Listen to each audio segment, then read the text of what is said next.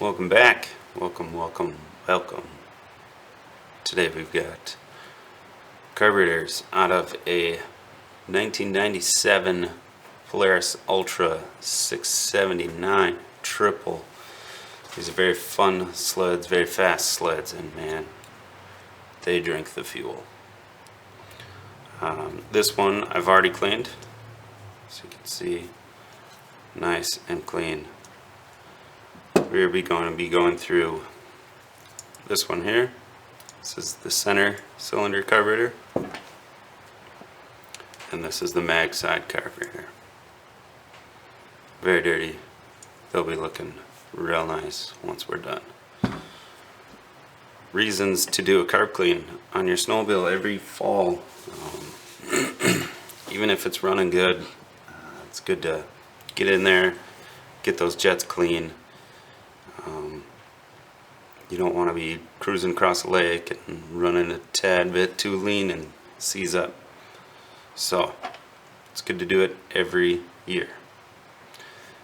These ones, I don't think they've been cleaned in quite a few years, judging by the dirt and the grime on them. So tools that I like to use are a flat blade screwdriver. I've customized this one. I've ground the edges down. You'll see why later on once we get inside. Now, these are screwdrivers. They're designed for screwing things in and screwing things out. Last year alone in the United States, there were just over 8,000 cases of people trying to use these as a pry bar or a chisel or something. Go get a pry bar, go get a chisel. Don't use your screwdrivers. Automatic center punch. You'll see where this is used. It's good to get an automatic one. You don't want to use a hammer and a punch to push the pins out. Phillips screwdriver. Whatever your brand of screwdriver choice is, it's fine. So, a 6mm wrench and a wire tip cleaner. This will be used to clean the jets. So it's got all kinds of different size wires. So, and we'll get into all that. So, first, we're going to take these hoses off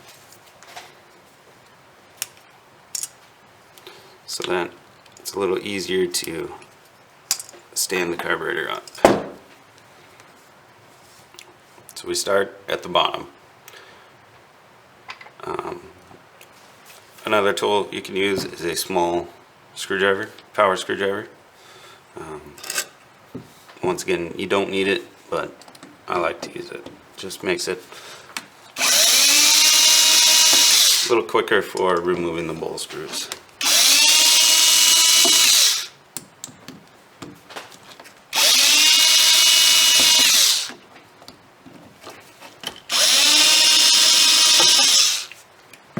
Lift the bowl off. Drop your screws all over the place. That's alright, they didn't go anywhere. So you can see in here, you've got your floats here, gasket, overflow port, and this hose on the bottom here is a water trap. So you want to, actually that one's broken, so we're going to need to replace that. That is a really good reason as to why this snowmobile wouldn't start. So, either way, we're going to clean the carbs. So, first up, you guys can't smell this, but it smells nasty. This thing has been sitting for a long time. Main jet here, this is where your fuel will be coming in, anywhere from quarter to full throttle. Fuel will be coming through this port here. So what you do is you hold this up to the light, you can see through it. You don't need to clean it out with the tip cleaner. Jet holder, push that out, flip it over, comes out up here. So you reach in, pull it up, and back down. That's this piece right here. Now, a lot of people get intimidated by doing carb cleans. If you've got a fairly solid idea on what you're doing, they're kind of hard to mess up because they only go back together in a certain way. So, auto center punch, there's a pin in here. It's sitting in this post, but it's tight on this post. If you were to use a regular punch and a hammer right here, you could break one of these posts off. So, auto center punch right on the edge of that pin right there.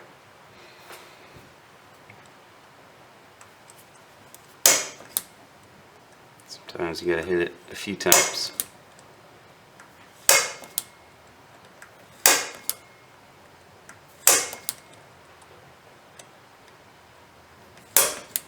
There it came out. Pull that pin out. Pull your float arm out.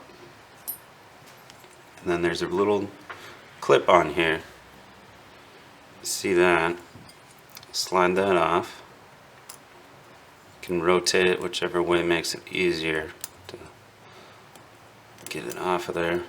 Sometimes they're spring loaded, so they're kind of a pain. But that's there. Set that aside. Needle right here. This one's pretty dirty. It doesn't look too bad. The rubber on it doesn't feel, you can kind of press on it on your thumbnail. It doesn't feel too deteriorated or anything, so we're going to leave that. Back to this modified skinny screwdriver here. That is to fit down into this hole to get the idle jet out. So with some downward force, counterclockwise,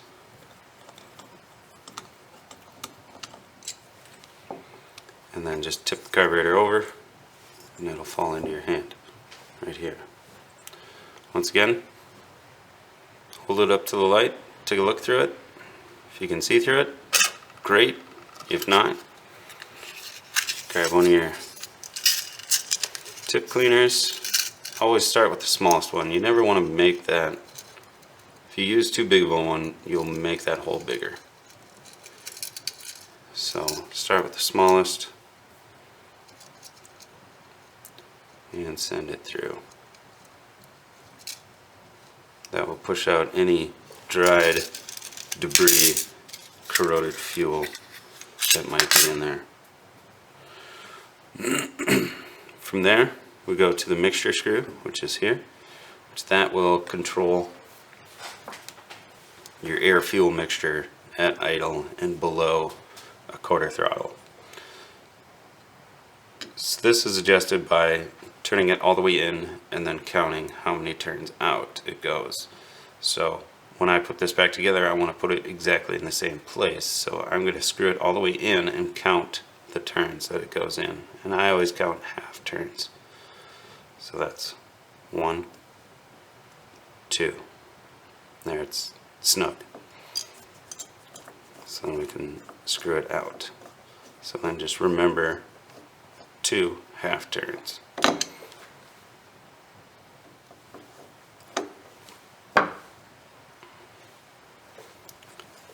Needle, and there's a spring in there to get out.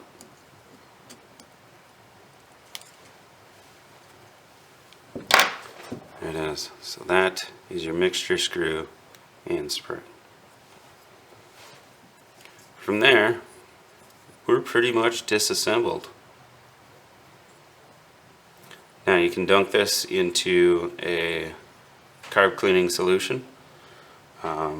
I don't feel that's necessary. This isn't too bad. The jets weren't clogged. I don't see a lot of corrosion inside the bowl.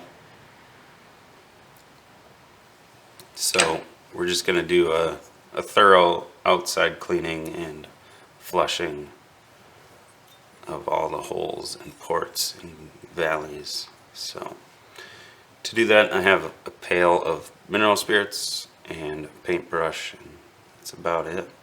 It's pretty simple, so we'll get back once it's all clean. Alright, we're back. It's clean. Much cleaner than it was.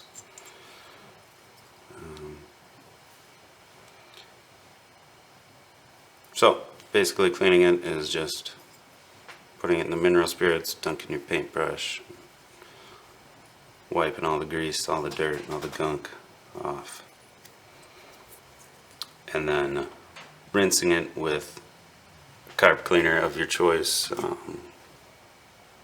aerosol can, whatever your favorite brand is. So.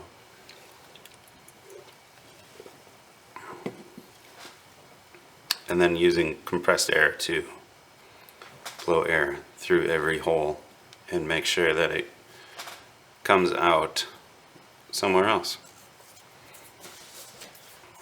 Then you know that that port is clean.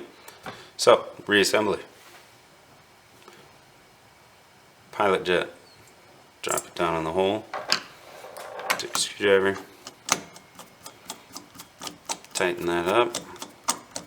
Now you don't have to crank on these, but you want them tight.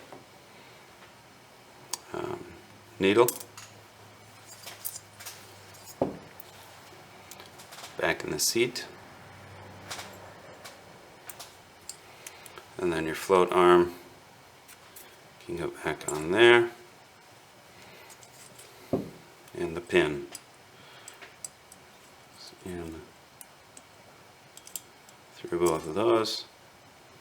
Start it into the second one, and then once again with the auto center punch to send it home.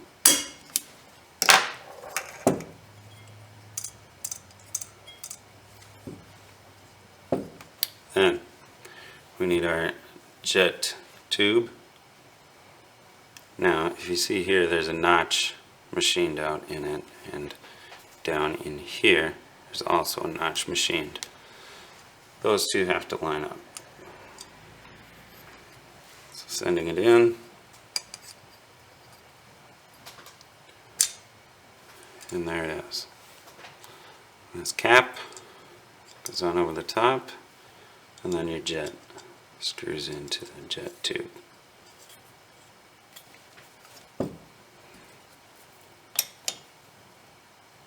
Tighten that. Mixture screw goes back where you got it from, which is this hole here. Remember, 2 1/2 turns out. So all the way in.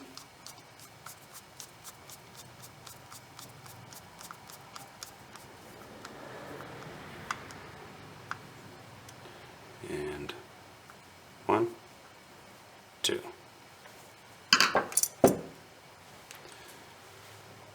And that's it. Put the bowl on, put it back in the sled, ready to go. I'm not going to put the bowl on yet because I still need to get that new hose for that one. So, that's about it. It's really simple, guys. This sled has 3 of them. So, if you've done this a few times before, you can pretty much guess it's going to be about an hour a piece. And that includes getting them out, cleaning them, putting them back in. So, thanks for watching. We'll see you on the next one.